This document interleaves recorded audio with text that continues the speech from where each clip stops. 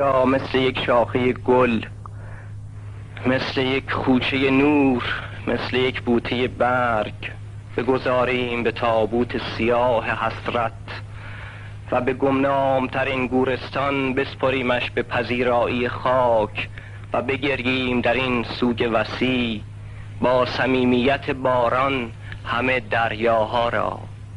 دل من آینه می طلبد که در آن حرفهایش را تصویر کند. آه ای چشم سیاه، تو بیا آینه من می باش.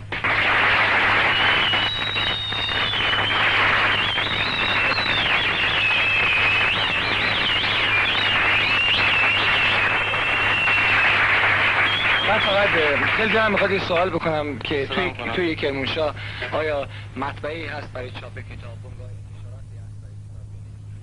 چند تایی هست برای جذب کارا خیلی میشه. اینجا هست بنگاه نشر کتاب هستن یکی دو تا هستن که کتابایی که چاپ میکنن بچه‌های کرمانشاه رو. برای بچه‌های کرمانشاه تا حالا مقداری کتاب اینجا چاپ کردن. خب که فکر کنم ضرورتی نشه من اسم ببرم. ولی خب از نظر کار مطبوعاتی چاپ کردید؟ من خودم هنوز کتاب چاپ نکردم ولی در صدد چاپ کتابی هستم که تو کرمانشاه چاپ می‌کنم. آقای محبت کتاب دارن؟ آقای محبت هم هنوز کتاب چاپ نکردم و اشعارشون به صورت منظورم چاپخانه است، بنگاه انتشارات هستش. خیلی ممنون.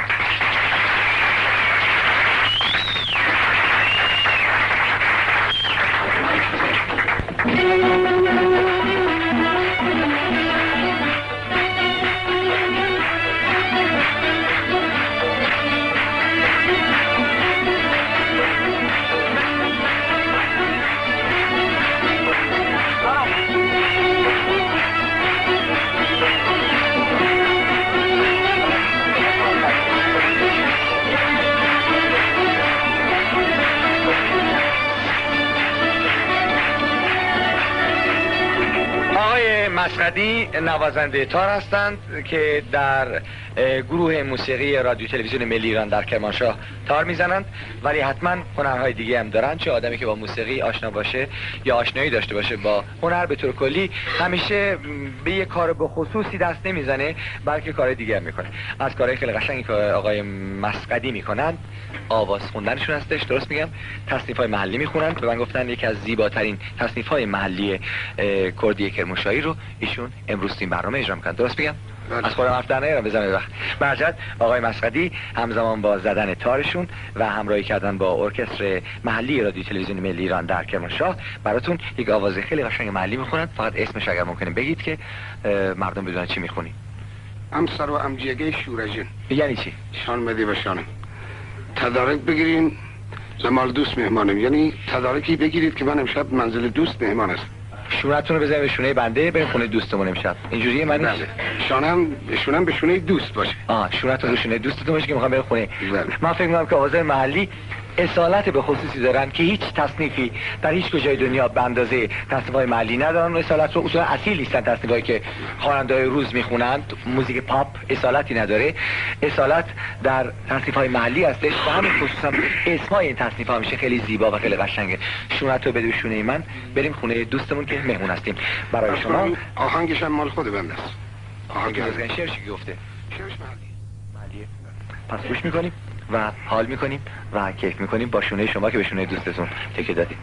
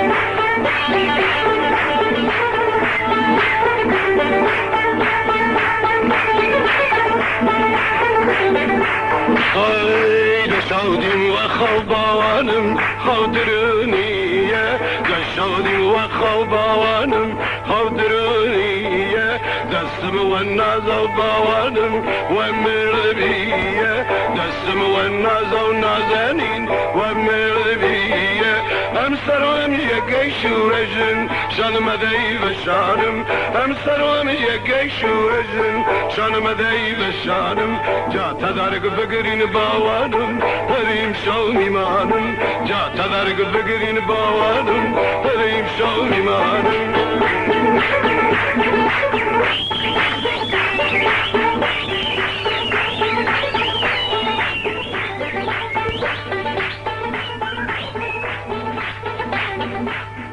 موسای باوانم و موسا قسم اگر ایسای نزنین و ایسا قسم و زنگ ناقص باوانم کلیسیا قسم و زنگ ناقص نزنین کلیسیا قسم هم سرم یکی شورجن شانم دی بشانم هم سرم یکی شورجن شانم دی بشانم جا تدرگ بگرین باوانم هریم شو میمانم جا تدرگ بگرین نازدین هریم شو میمانم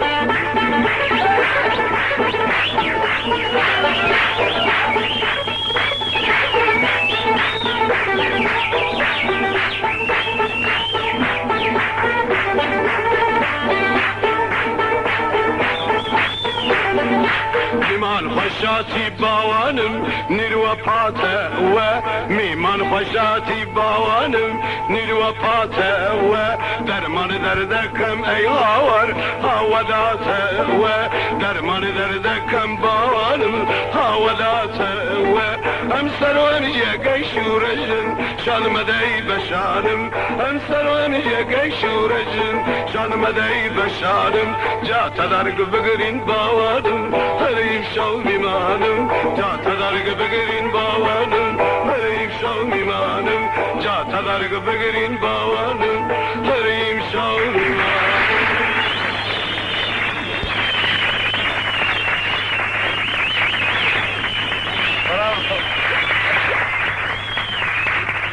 خیلی قشنگ بود، واقعا خیلی قشنگ بود. من کیف کردم، کلی کیف کردم، واقعا خیلی قشنگه. ولی خب چیکار میشه کرد وقتی شما با این آوازاتون نمیاین تو برنامه‌ها؟ هیچ راهی نیست غیر از اینکه آدم ادای فرنگی ماوی رو در بیاره و آواز فرنگی بخونه. اگر بیاین این چیزا میدونید خوندن اینا چقدر رو مردم اثر داره و چقدر مردم لذت میبرن. ولی ان شاءالله سعادتی باشه. خب بلند شین دیگه. اگه سعادت نبود شما نمیاین. حالا بدون سعادت نمیشه اومد. حالا ما این دفعه اومدیم پیش شما، دفعه بعد شما بیاین پیش ما تهران. میشه واقعا این کارو بکنید؟ امکانش هست که تمام گروه موسیقی شما بیاد مهمون باشه؟ ما امکانش رو داریم. تا اونجا که بتونیم میدیم به شما این امکان رو. فقط به شرط شما بخواید و بیاین. کلی کیف کردیم. خیلی قشنگ. اما مسئله حالا موسیقی خیلی خیلی قشنگ به جای خودش. بازم برسیم به کرمانشاه. چیزی که من در کرمانشاه باش برخورد کردم این مقدار کوچه و خیابون هستش با اسمای قدیمی عجیب و غریب. مثلا خیابون برز دماغ، چهارراه اجاق، چال درویشان، سینه گل زرد، چال حسن خان و دالون قاسم خان کشته. از همه جالب‌تره. اما در کرمانشاه چیز خیلی عجیبی هستش که من اخیراً با شبیهش برخورد کردم. وفا اومد توی تلویزیون و گفت وقتی من توی خونه هستم تخم مرغ سرخ می‌کنم خرما. و من باور نکردم، گفتم دروغ میگه، این قضا نیستش که تو کرمانشاه مردم بدون هیچ دلیلی دوغ رو با خرما می‌خورن. هر کاریشون هم بکنین راضی نمیشن که دوغ تنها بخورن یا خرما رو تنها بخورن. دوغ با خرمایی که از چیزای عجیب غریبی که مردم می‌خورن. و واقعا وقتی میگن چرا می‌خورین دلیل نداره، خوششون میاد، فقط خوششون میاد.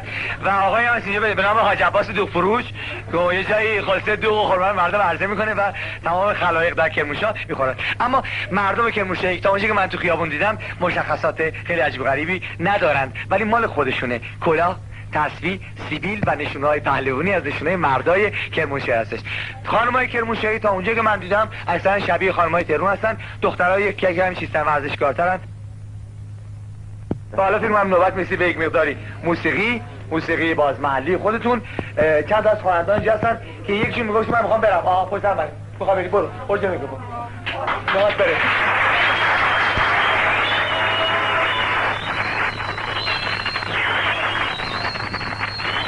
اولا این آقایی که شما اینجا براش دست میزنید، من فکر میکنم که من 7 ساله بودم، این آقا پیرمرد بوده، اسم شهاب جزایریه. تو مطبوعاتچیای تهران همه میشناسنش، برای که سابق بری مجله بود به نام آسیا جوان که شهاب اونجا همکاری میکرد با این مجله.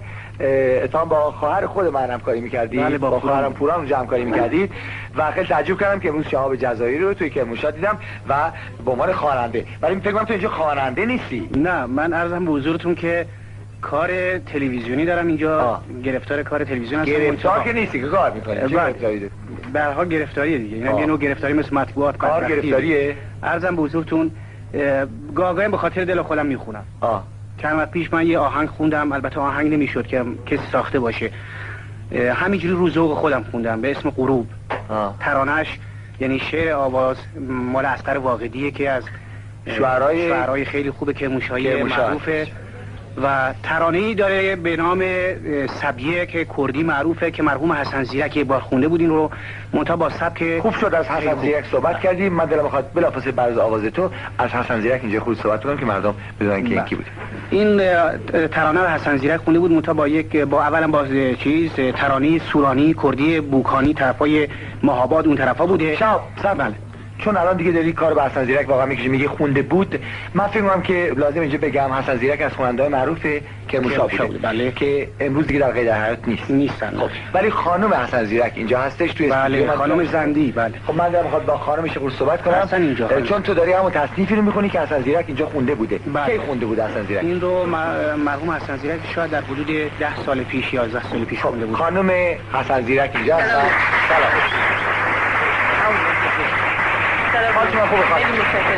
من شنیدم که شما با مردی به نام حسن زیرک ازدواج کرده بودید که از خواننده‌های معروف این دیار بوده برجت. بله. کی شما عروسی کردین با هم؟ سال 37 وقتی که برنامه کردی برای اولین بار در تهران تأسیس شد. یعنی چون در سایر رادیو ایران برای کردی اجرا شد در مرکز. بله. اون وقت آقای بابان تشریف داشتن. بله. بعد آقای حسن زیرک که اصلا اسمش حسن زیرک بود؟ بله.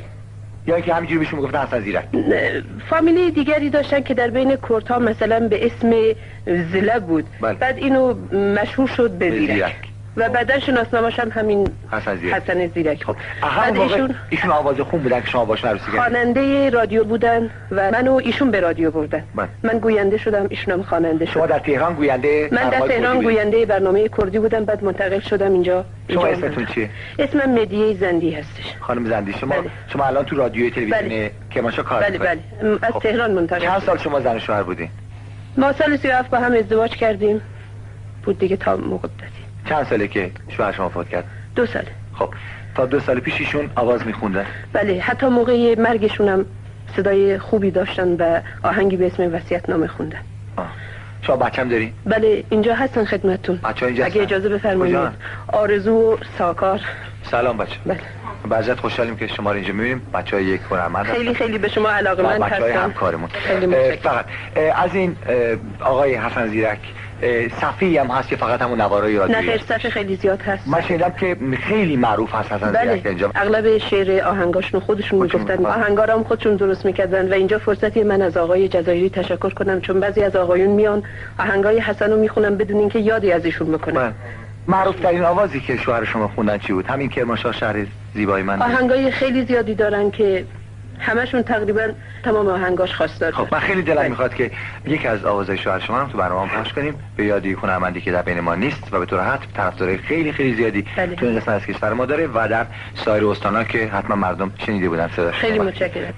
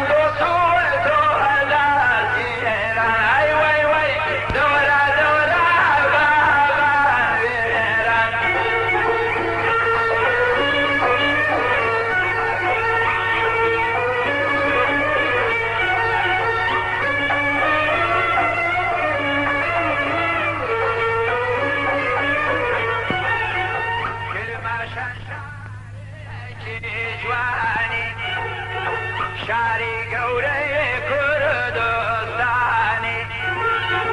صاحبی تاخو وستانی خوشم